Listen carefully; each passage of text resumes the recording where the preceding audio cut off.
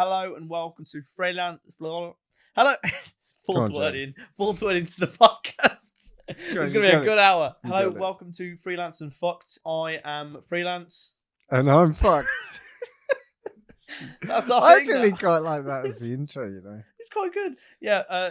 I mean, how would you summarize this podcast? I mean, we thought personally there's not enough white men making podcasts, so we thought we'd go straight out there. Big time, you know. So we're actually going to try and break down boundaries and smash the glass ceiling, okay? Yeah. Smash it with us. No, we can't say this. This is an insane way to start something. I'm Joe. This is George, and we used to work together.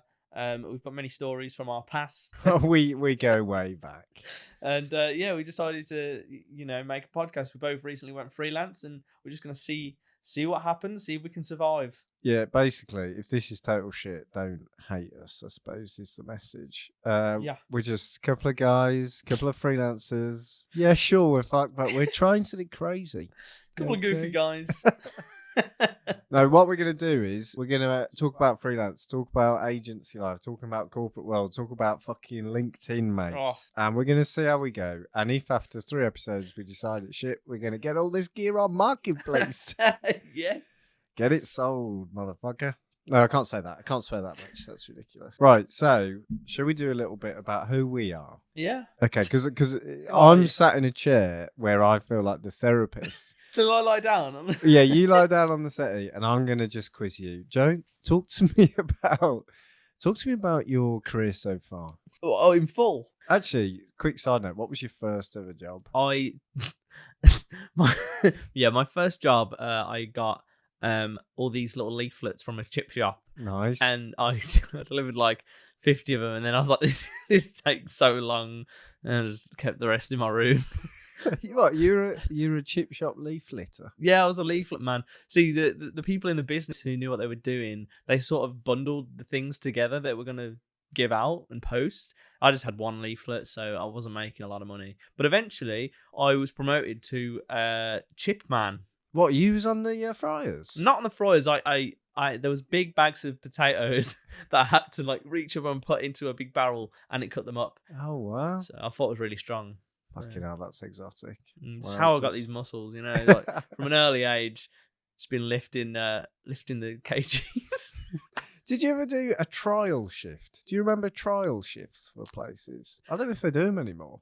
No, I don't. No, I don't remember, think so. I knew people who did. I think I did a trial. Where did I do a trial shift? Can't remember. But like basically business places like Argos, Boots, Toys R Us, they'd get people to do a trial shift, and then it was like a little competition. Maybe you'll get to apply for the job. I think it was free labour. Anyway, we've got sidetracked. Tell me about how you got to where you're at today, Joe. Tell me about your corporate journey. Involves a lot of quitting, I have to say. But yeah, I've been treating it like dating, where I feel like you got to kiss a lot of frogs. I still don't know if I'm the frog yet, but we'll work that out. I managed to like work my way into quite a few kind of high level apprenticeships by just pure bullshit. And yeah, that's how I landed 2 IT apprenticeships with like quite big companies. So yeah, they didn't end well. And then I decided to switch it up and went into social, which is where I met you. And so where we met, and it was a fruitful relationship from there on in, wasn't it? But what are you doing today? Because people don't know what the F you're doing. What are you doing? In November, I went freelance, so I'm currently just trying to find jobs and bits and bobs to pay the bills. And in my spare time, I'll talk to you, I suppose. Yeah, it seems really formal now. I was saying it. So, I mean, let's flip it back on yourself. Okay.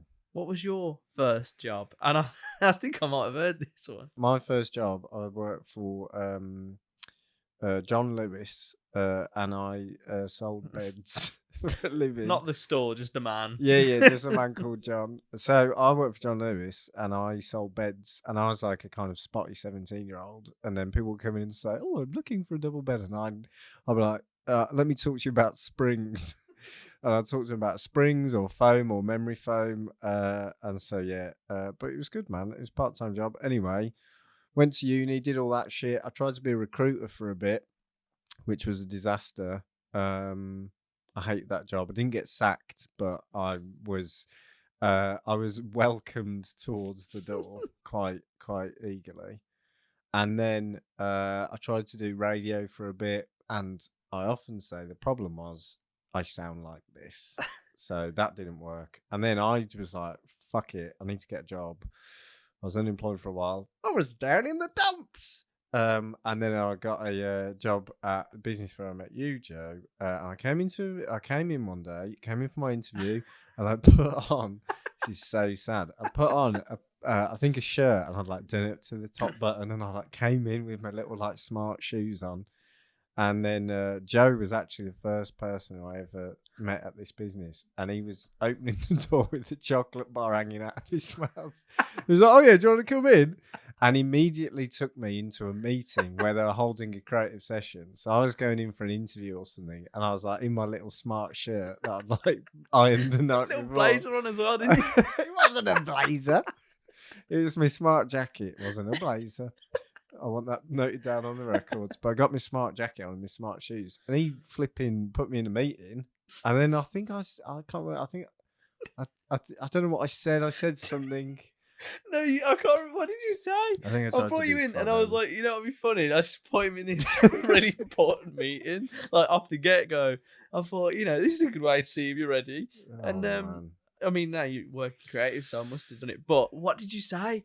You made some sort of joke, and it was like, oh, I wish I can't knew. remember. It was like it was a saying as you left. Oh, You was it cool? Did I say something cool? It was like you tried to be cool, but it didn't. No. It didn't really land. It was like, it was like, oh, was it? God. Anyway, sums it all up. Tried to be cool and it didn't land. But anyway, fortunately, got the job. So then I did social coordinator for a bit. Then I was a social media manager, and then the bit I enjoyed the most was the creative. And then I ended up going into creative, and then a couple of jobs later, left to go freelance, and this is where we found ourselves today. Can I just pull it back a little bit? You may. I want to bring it back to your recruitment job, because I think it could be like a record in the fact that you had more sackings than recruitments. Is that right? Yeah. No, so I was there for I think 6, maybe 9 months. I think 6 months, and I got one person a job, which I think was like a record low for the business without having been sacked. And then I effectively lost myself a job. So I like evened out the books. It's net zero. And in fact, it said it all, that when I said to the boss, I like went in one morning and just decided like, I can't do this. We were like on the phone all day, like just cold calling people, like about IT. And I was like making jokes to these fucking developers, being like, oh, you know about that, don't you, buddy? And they'd be like, yeah. And I'll be thinking, I've got no idea what I'm talking about. And I said to the boss, I need to speak to you. Like, I think I've decided this isn't for me, and I'm really sorry. And he said, yeah, no worries. You can get your bag now. And I literally walked out the door within about 10 minutes of getting into the office. So that's how little they were concerned about my impact on the wider business through going. So, that's impressive. Man. I think fair play to recruiters. It's a really tough gig, but no, thank you. I don't want to be a recruiter. Yeah, I feel the same with the IT stuff, I guess. So was you doing coding? The problem that I had was that I wasn't honest, so I always was like, I'm really interested in that. I think I said it once, right? I think I said, I'd love to learn a bit more of this, because I've got to, it's my job, right, to do something in coding or whatever. And then they kept bringing it up. I was like, we should really get you on this course. I was like, oh, I don't know. So I just sort of really, really winged that for a while. I was on like a 2-year apprenticeship, and then I actually stopped, right? And in this gap, I was like, I'm going to work for myself. So I bought a load of stuff off like some wholesaler site, and I started going down to car boots and selling like anything. It was like the most random shit ever. I was so fed up. I was like, I'm just going to try and do something to earn money for a bit. And I think I did that, which was ridiculous. Just didn't make any money whatsoever. So you like Dale Boy? Yeah, I was trying to do anything I could. And then I decided to learn how to fix phones. So in the gap between the two IT jobs, I was fixing phones. Got to the point where I was like, I was good at fixing phones, but you get the odd iPad come in and it would break and you'd be like, fuck. So it wasn't very good, like profit wise, and I wasn't even doing the calculations. So I was like, I need a job again. So I asked them if they'd have me back. They were like, nah. And then I went for another IT one, and I managed to get that as well. And it was like a really competitive application. But again, I just bullshit my way through it. It just happened to there was three candidates chosen out of like 1,000 or something, Shit. and I happened to be one of them. And I was like, here I am again. There's a But bit of yeah, a theme on both sides potentially of getting into the wrong job and also bullshitting. yeah. Is bullshit right? I sometimes think, and what do you think about this? That half the battle with like getting jobs or like doing well at work is being out of bullshit. Yes, I would say so. I think like I think some people can get jobs easier because of that, right? But it's I don't know. I think in the long run, it's probably better if you're honest, right? Because unless you're happy with doing something that you don't really like, Mm. I think in the long run I've paid for it because I've bullshitted for so long, and then I've had to just completely switch because it's not what I ever wanted. I think it's better to just be like, okay, what are you good at? What do you like? And go from there, really. Here's the thing then, because what you're doing now, from what you started on the putting the potatoes in the chipper, it's a very far away from that. So how I mean, how do you find what you want to do? How did you end up doing what you're doing now? Was it just through, I'm interested in this, so let's give that a go? Did you know that's what you wanted to do eventually? Or is it like purely you've fallen your way into it? Yeah, I don't think anyone really knows what they want to do, and they try and make you decide at school and that. But no, I think you just have to try things and then see what's like kind of makes you the least miserable. Mm, And then if you can go from that, and if you, I think you can eventually find somewhere that like Mondays aren't shit. Obviously, we're in a bit of a privileged position where we can sort of choose. Not everyone can choose, right? But I think if you can try and like mold it to something that maybe you can relate it to a hobby or anything like that, or something that you can just get really stuck into, then it's the best thing to do. And don't worry about like climbing the ladder initially. Just make sure you're on the right one first, mm. and then go for it.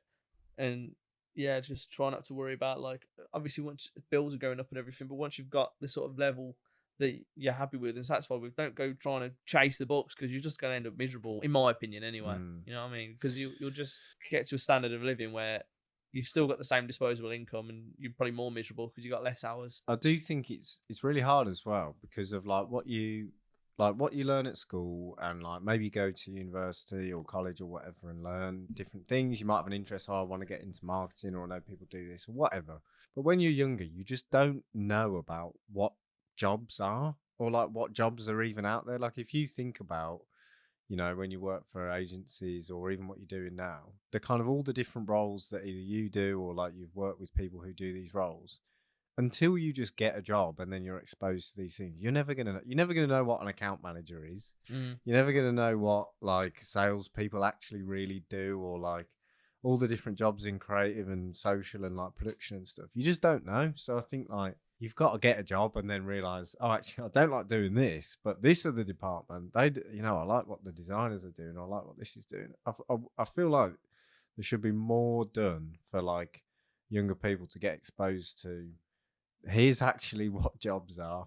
You know Yeah. what I mean? Here's what you could do. Yeah, I think it changed a lot. Like when I was at school, like social media wasn't really a job Mm, opportunity, and I think now it very much is, and everyone can get into it and stuff like that. But even then, I was trying to get into like media or like mm.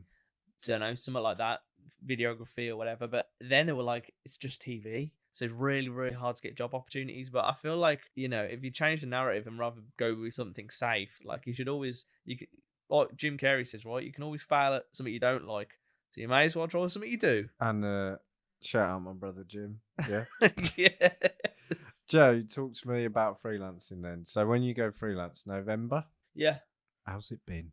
Yeah, it's been good. I had to I didn't have a load of savings going into it because I just ended Mm, up getting fed up with my old job. I was working in the evenings to a point where I could make the switch and I was earning this enough money to pay the bills. And so that's what I did.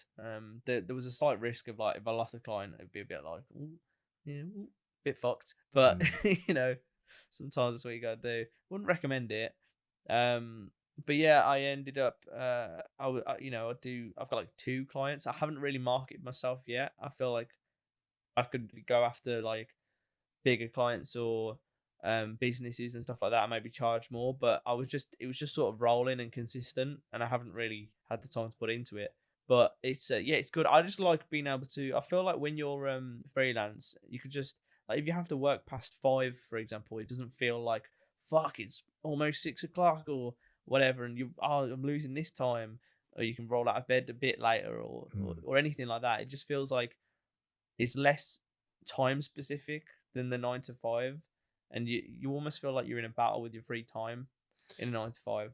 Did you, when you like started, in the kind of industry that you're now in, like, did you always think when you was working for companies at some point, I want to work for myself? Yeah, I mean, I was doing the YouTube stuff for a bit, and I Mm. was like, maybe that could be a route, but I wasn't. I didn't really consider going freelance until probably last year when I actually started to like get some like little edit jobs and stuff like that, and realize, oh well, if I can make enough to pay the bills, then yeah, I just sort of stumbled across it. I think Mm. I can't remember like an exact time, but I think it was as I was starting to sort of fall out of love with my previous job. I was like starting to see it more and more as a possibility. It was just weighing up the risk for me. Do you think, because it seems like at the moment, I don't know if it's just like you can kind of like think that the people who in your network, if you will, is everybody. But it seems like more and more people are actually like turning their back on normal 9 to 5, considering freelance, doing something else. Do you reckon maybe that is just like people we know or whatever, or do you reckon there is actually a bit of a change now? Do you think people are going, I don't want to be sat in an office 5 days a week?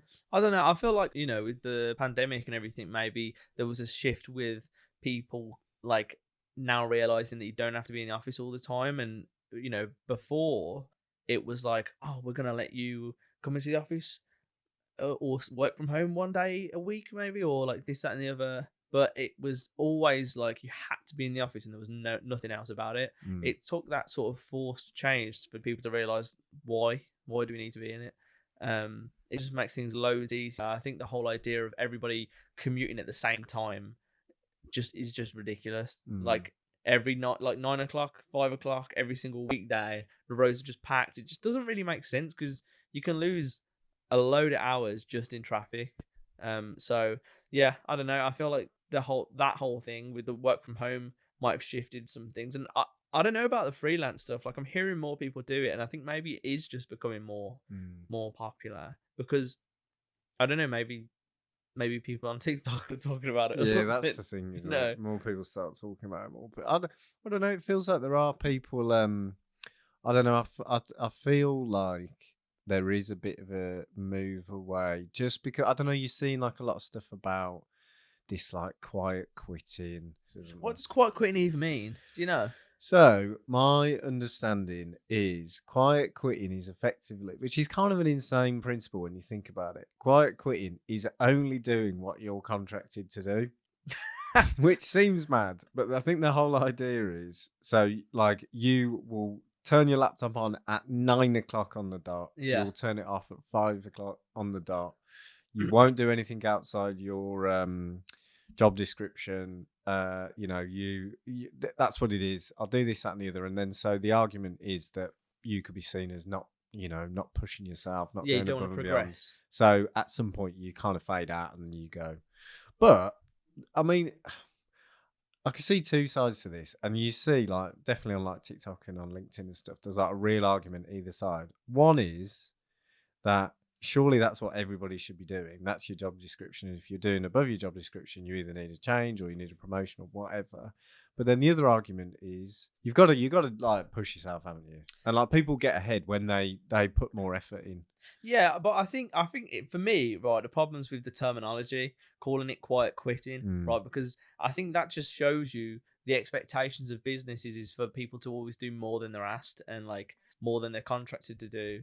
And I think that's the thing where, and I think a lot of people are starting to realize that, they don't owe anything to their employer. Yeah. Like before, it's this, and you get it at a lot of places where it's like, oh, you're so lucky to be here. But I think with COVID and redundancies and this, that, and the other, we're finding that people can be let off like at any point and nothing's safe, and maybe that's why more people are going freelance as well, right? But yeah, I just think it's a really weird way of saying it, because I think you need to normalize the fact that people can be content in the job role they're in Yeah. and not want to progress, and they Mm. can be happy and like want their free time. Not everyone wants to be promoted. Not everyone wants to go to like be sat in the CEO seat in 5 years, right? Some people are just like, cool, I'm happy here. I'm Mm. doing my job. I love it. I don't want more stress. I don't see why that's a bad thing. I Yeah. know companies will want people that are going to keep pushing, but you know, there's people that aren't going to do that as well. And surely there's always going to be both types of people, Yeah. right? And then that's fine. But I think the definitely is a perception that if you're not someone who's like, well, so and so's been working till 6 o'clock this week, but that's them versus this other person. Yeah. There's an expectation everybody should be doing that. But like you say, yeah, the people who push themselves or do extra or whatever, they're probably going to get the promotion or whatever. But actually, just doing what you're contracted to do or what your job description says, that's fine. Yeah, I think put it into a different scenario, right? If you had a contract with someone Mm. and they carried out the tasks or whatever was agreed on that contract, and then you went to them, you've only done what was on the contract. You'd be like, what the fuck? Yeah. Like, just Yeah. what do you want from it? If you wanted more, Mm. put more on a piece of paper. You know what? Actually, I think that's a really interesting point with regards to freelance, because when you get contracted with something as a freelancer, there is a very specific. This is what your job is, or this is what's required, and this is what the deliverables are, Yeah. and it does definitely help to. And I suppose this is the freedom you get as being a freelancer as well. You can say no to stuff, whereas when you're working for a business, people say about there's like a big trend now for saying like setting boundaries at work and stuff. But I would say arguably when you're working for a business, you haven't really got that much choice. No. If they're saying this is coming your way, you kind of got to do it really. But as a freelancer, you can say no, or you can say these are the services that I provide. And if people say, "Oh, do you do this?" I don't do that. Yeah, and also it's less based on like, I feel like when you're employed, it's based on how much can you squeeze within those hours between Yeah. 9 and 5. Whereas it's more like, here's a list, here's what it all costs, Yeah. pretty much, and you can quantify it in days and stuff, but it's based on those items, right? It's interesting, but I do think TikTok mentioning that is definitely accelerating or changing conversations around stuff, because stuff blows up about people being like, like changing their opinions on work or like going freelance or whatever. Like, and you see a lot of like a bit of a trend around it, like the 4-day week thing. They've just there's just been all the research from that saying that it was a success, and a lot of the businesses are staying with the 4-day week. So it's interesting, isn't it? After COVID, or at least from before COVID, like, we worked in an office 5 days a week, whereas now, obviously, gone freelance. But if you were working for a business, they said you've got to come in 5 days a week. I think you'd be sick in your own mouth. Yeah, oh yeah, no chance. You want me to come in the office 5 days a week? Yeah. No, but I think that's it now. Like, it's the pressure of knowing that other businesses are allowing this, and it's just the norms have changed. It's all switched. I feel like A, we need to come up with a jingle, Yeah. but B, the world of freelance, world of this sort of social industry, Joe, there's a big elephant in the room, baby, and its name is your friend and mine, LinkedIn. We've got to have a chat about LinkedIn, because LinkedIn, oh my god, it's become like a real cultural icon for this generation or something. Yeah, it's changed. Talk to me about LinkedIn, baby. Yeah, it's changed a lot. It's like I find it kind of like Benjamin Button, right? It used to be this really sort of old professional network, like especially when I worked in IT. It was like no one was trying at all. It was just like, hello there, I have got a promotion. Good day. That's it, right? That's absolutely it. And now it's like, here are 5 reasons why you're not progressing in life. Number 1, you don't wake up at 5 a.m. Number 2, and it's like all this shit with like a hook and like fucking spaces, so you got to open the thing, like fucking hell. Oh, and everything's the same. Sorry, let me roll. You know what the worst thing is? The worst thing is, right, some advertisement happens. I don't know, Nike did a collab with Tiffany. Yeah. The only place I saw that was on LinkedIn, right? Yeah. Literally the only place I saw it, and it was every single post. Have you seen this collab with Nike and Tiffany? Yes, I saw it on the last fucking 5 posts. Why? Why are you sharing this? If you're not the first one to share on LinkedIn, there's just no point. Like, guys, I know it's 2 days later, but let's talk about that one. But what I don't get about that is, and that is a perfect example because it was recent, someone will share it and then that'll like go viral or whatever the fuck you call it on LinkedIn. That'll get loads of engagement. And then obviously everybody's seen that. So somebody else will do the exact same post. Oh my God, I just love the branding, the colors. It's so clever. God, guys, take note. Agree. Somebody else will do the same thing again. But then all of those people are like commenting on the other posts. That's the same thing. It's like being at a party or something, or being at work, and somebody cracks a joke, and then somebody else will go make the same joke to someone else, but the person who made the joke originally is going, "Yeah, that's great." What the fuck is going on?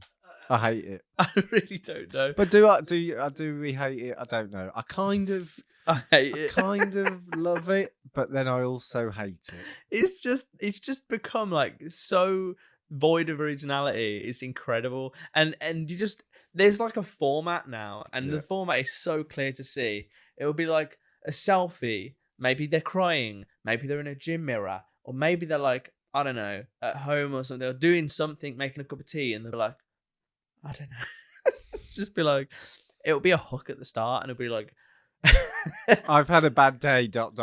Or like, I'm quitting. Yeah. The next line will be, I don't know, waking up at 9 a.m. or just some weird shit that just. I'm quitting, not putting myself first. Yeah. And I'll tell you what else is the other thing. And at some point, we're going to have to get onto the final boss of LinkedIn with his own little fucking podcast. But is like there seems to be a real for a bit it was like hustle culture or whatever.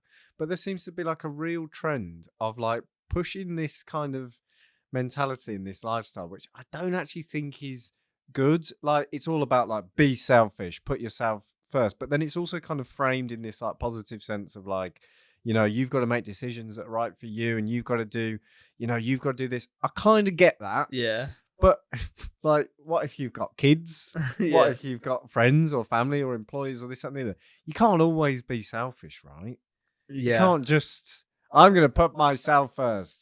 Fuck you, kid. I'm not taking you to school. I think whatever, right? If you want to give that sort of advice and you know, fine, fair enough. But it's always this like self arse licking vibe to it, whatever you're posting, whether it's advice, you know, you're trying to give out, saying here's why you should do this. It's always like, you should do this because I do it, and look how great I am. Yeah. So that's just always the angle it's gone with. Even if it's great advice, you know, here's why you should wake up at 5 a.m. because I've done it and now I'm a better lover. You know, And there's another one as well at the moment where people like will post like results of something that they've done. It's like the humble brag, but it'll be like, or the one that I keep seeing at the moment is someone will post up a screenshot of an email or a message they've received that's like, and they've blanked out the name. They've always like scribbled over the name or the profile picture, and it'll be like, "Hi, so and so. Just want to say your course was absolutely amazing. Like, it's really changed my outlook on business." And they'll put it up and be like, "God, yeah, you know, when you get messages like this, it just makes it all worthwhile." Fuck off! Fuck off! Oh god, it's just an email from themselves. Why are people talking on LinkedIn unlike? That nobody sounds like that. No, you've done a very good video on this, but nobody actually speaks like that in real life. Why are we talking like that? What this? say it loud. Nobody fucking has a conversation like this ever. Wait a sec. I'm gonna pull up. I'm gonna go on LinkedIn and I'm gonna just see what one of the first, say, 3 posts are. Okay. And I'll go through and just see what I've got. It's you. It's you with the ET. See, now that's the kind of shit you want to see, baby. Oh my god. Right, so the first one that isn't you, the next one's you as well. You're obviously the only person engaged with. I've got too much time on my hands. Matthew McConaughey and Tilda. That was good stuff, man. Okay, all right. Social media hot take. If the majority of your brand's content is UGC trend content, Your social team has not taken the time to think about what your brand represents through content. Trends can still create a viral moment, but it will not build loyalty. I mean, that's actually facts, to be honest. I'm trying to dig into. Really good. Can you send me that? That's actually just spitting bars. That's actually solid advice. I think one of us shared this in a chat the other day, but this was off the back of the Jake Paul Tommy Fury fight. Yeah. So I'll try and read this out. How I'm imagining this guy actually talks. The most interesting thing you'll see about Jake Paul today has absolutely nothing to do with boxing or Tommy Fury. It's the fact that he refers to himself not as a YouTuber, creator, or even a boxer. It's that he refers to himself as a founder. Wow. We are experiencing a huge shift in youth culture, with young people caring about entrepreneurship and it being aspirational more than ever before. For one of the biggest internet celebrities in the world to refer to himself as an entrepreneur first is a fascinating insight into how people want to be seen in 2023 and beyond. After seeing the influence his brother Logan has had on young people with his Prime drink, the influence that his bio will have on young people isn't to be ignored. But what? Why? I think I'm a founder first, YouTuber second, probably entertainer third. But that's the thing. There's so much of it is just The Office. Is just shit that's been going on for years and years. It's just now it's on fucking LinkedIn. And I wonder if at some point we'll look back on all this and just think, oh my God, what were people thinking? But in the meantime, it's like people have got no awareness at all. At all. None. No, I think. Or are we just haters? Maybe. I mean, yeah. I think do we are. hate it. I think we are. Yeah.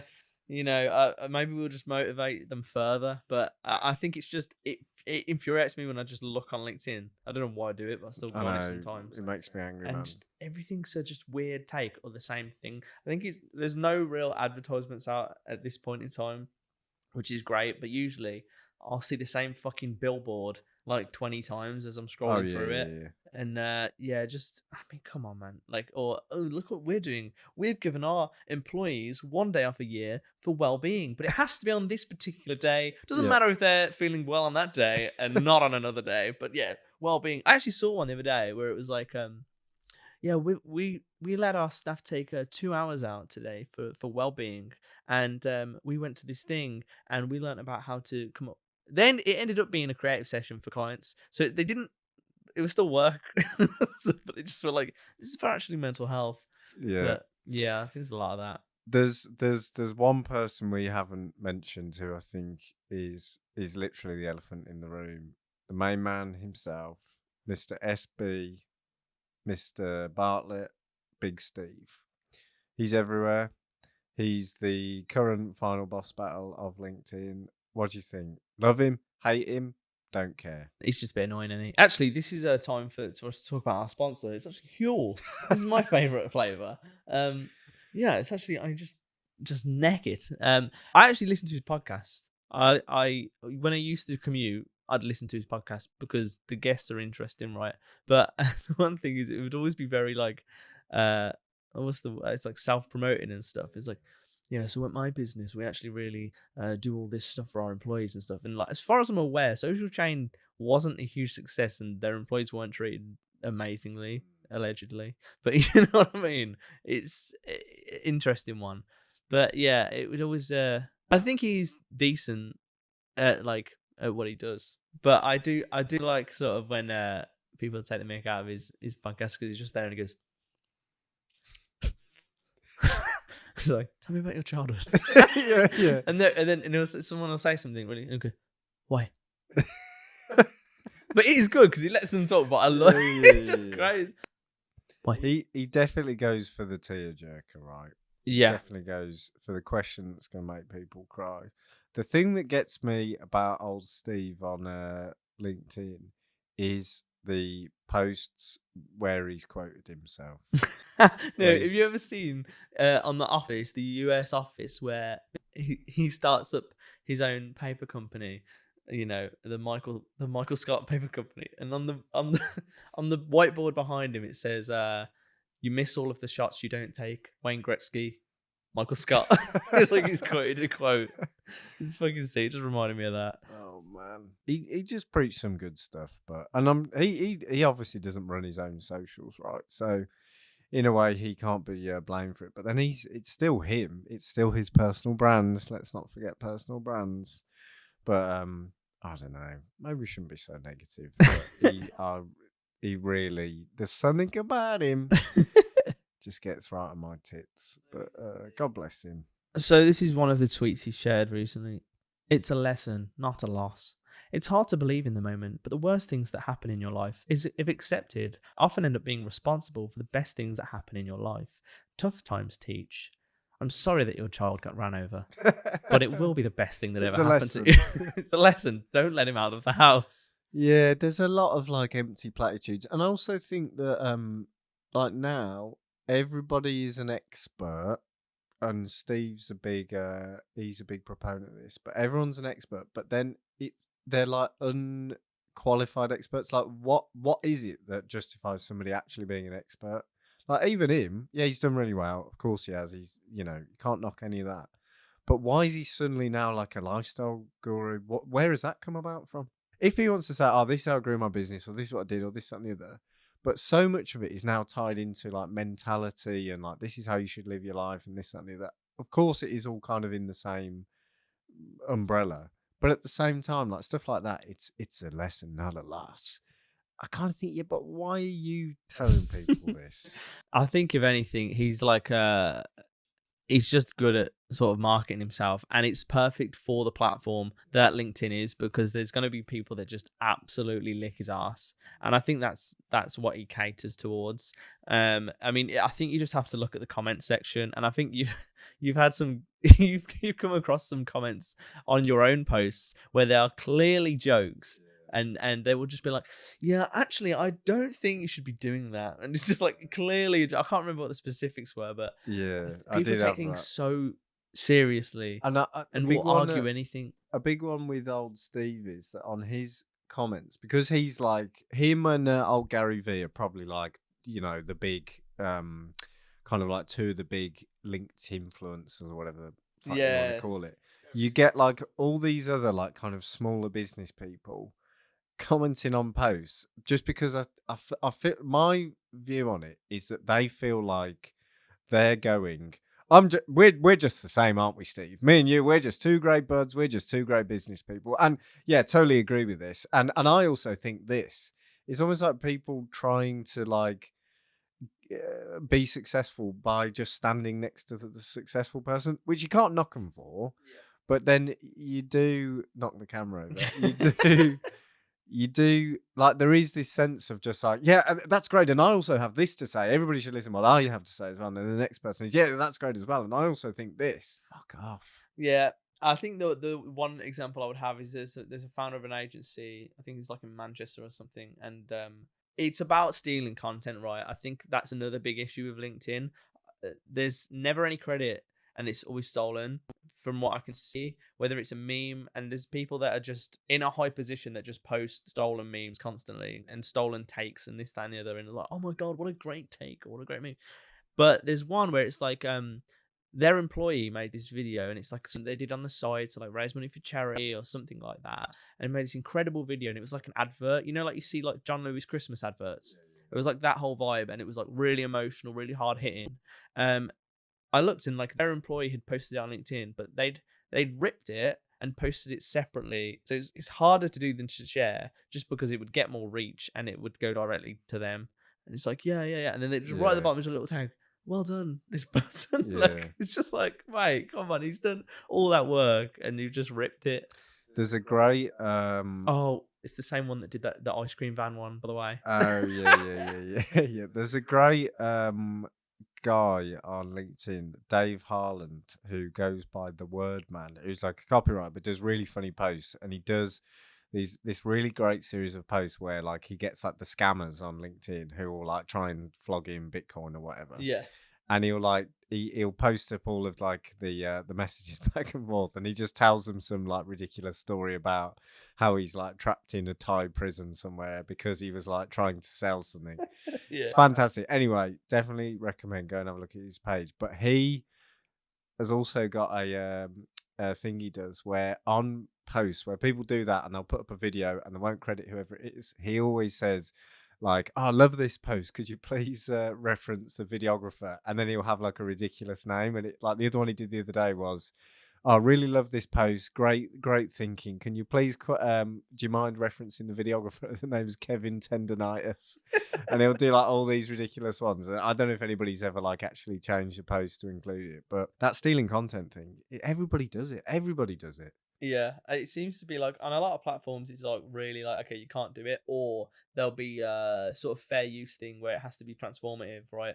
But on LinkedIn, it's just completely ripped. A whole advert, an entire advert will be uploaded there, or somebody's just their work, or like, look at this amazing thing that this person has done in this third world country, and like, oh my god, how amazing is it? I'm going to use it for my following and my growth, but they're not going to get any of that and all this sort of stuff. Yeah, it leans into, again, like the inspirational stuff. Like, I think a lot of it's inspirational. And the one of them was when this founder from Manchester was like, I'm going to find the post. In the meantime, as we've been chatting, my main man Steve's put up a note from his iPhone with still at Stephen at the bottom, even though it was in a note. Still, because you obviously have to make sure you remember who wrote it in case you forget. Today's one is, people pleasing will hold your happiness and potential hostage. You can't please everyone else, total strangers, your partner, your parents and your colleagues, while pleasing yourself at the same time. I kind of read that as pleasuring yourself. You can't pleasure all those people. Being selfish is an act of self-defense, self-care and self-preservation. I get it. But I don't know, man. I just don't think.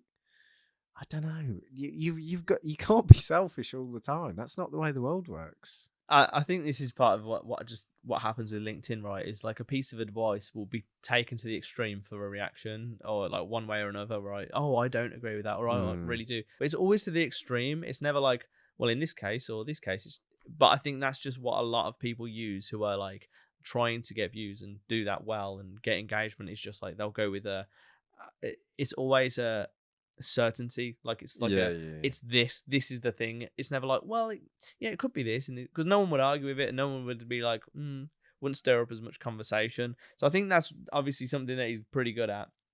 But I have found this post, right? So this really made me laugh. It's from 4 months ago. I'll read it out now. When I was 14, I worked at a takeaway making pizzas and answering the phones. I remember one night I sat on a step eating chips with my manager whilst closing up and cleaning the floors. She was just a few years older than me. She was a single mum, making ends meet, had a little girl and not a lot to her name. And I asked her that night, what's her dream? She's 14 at the time. Yeah. She's very wise for a 14-year-old. Very wise person. She told me she would love to own a burger van, one that toured the UK, going to festivals and events through the year. When she told me, her face lit up. I made her a promise that when I can, I will buy her that burger van. Now, obviously, she's the founder of a very successful agency. So I'm guessing she's actually bought a van. Yeah. I mean, there's a picture. The picture that's linked, and it's a picture of a van called Lucky's. So I'll just read through the rest of the post. I was 14, and I always knew I would succeed. And remembering my mindset as I worked in that takeaway, I look back and can see how I always knew what I could achieve for myself. I haven't made it yet. Not enough to fork out for a burger van, but I've not forgotten my promise. I'm working hard for that moment and many more. I'm sure you can afford a van. Oh god! But it's like the whole thing is like, oh, like there's a picture as well, and it's like, oh, let's go. I was like, usually this person posts just rubbish, and it's like, I feel really positive about this post, and then it got to that, it was like, fucking hell. Unfortunately, she's dead now. Eventually I told her to fuck off and get her own van. But yeah, that's amazing. And I think that's just one example of how fucking bullshit LinkedIn is. But it's a humble brag before you've actually done it. It's like going, I walk past this homeless man every day on the way home from work. And one day I stopped to him and I said, what would you really like? And he said, I'd love some fish and chips. And then I went along my day. So the next week, I actually came back to him, and you'll never guess what. I didn't give him the fish and chips, but I'm on my way to. I've got £1 saved up, ready to go. Oh god! You know what? When you started reading that post, and she said she worked in a takeaway with the chips, I thought it was actually you. Yeah, I did the your- same thing. I did actually also make pizza and answer phones at one point when maybe I wasn't strong enough for the bags when I was on a This is rest actually day. from at Joe Lombardi. Oh, it was me. It was me. Yeah, I told her to fuck off and get her own van. Oh dear. But hey, Can you imagine if she'd have got the van? I want to see the post if she would have got the van. oh fucking hell, man.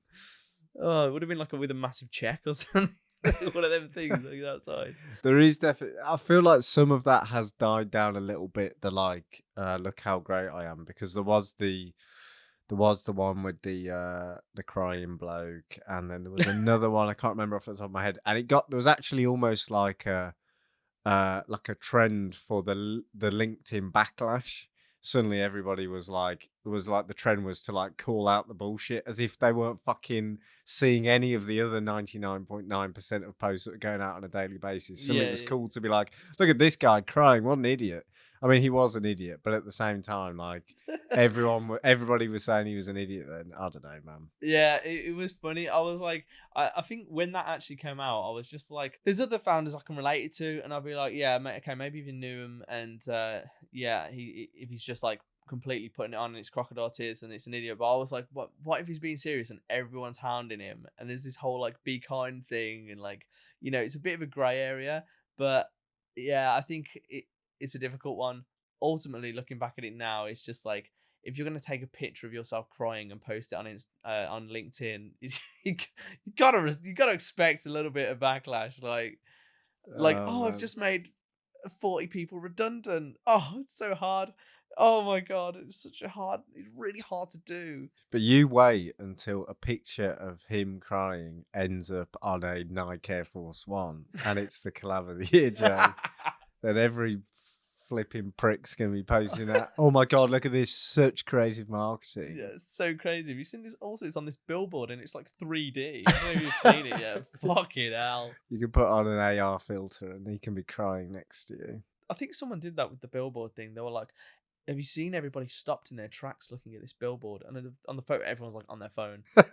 We've had an intro in LinkedIn today, right? Which has been good. But I think we'll get there. We'll get there, right? It's episode 1. Yeah. If you're watching this, fair play. Thank Fair God. play. Thanks, and God Mark. bless you.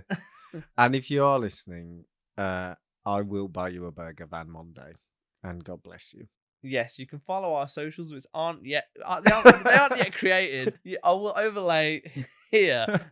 Now we're gonna sort out. Thank you very much for paying any sort of attention. It's gonna become something great, baby. One day we might have a podcast to rival Bartlett himself. We'll get somebody on, and they'll cry, and we will make millions, and we will sell Huel like the cash pigs that we are, Joe. Yeah, I'm not sure about Huel. If you phone me up, maybe I'll love it. So we'll see. I'm actually on Slim Fast at the minute, so you know, maybe that'll hit me up. It's good stuff. Jolly good. Thank you for listening. It's been a pleasure. I've been Freelance. And I've been fucked. See you next time.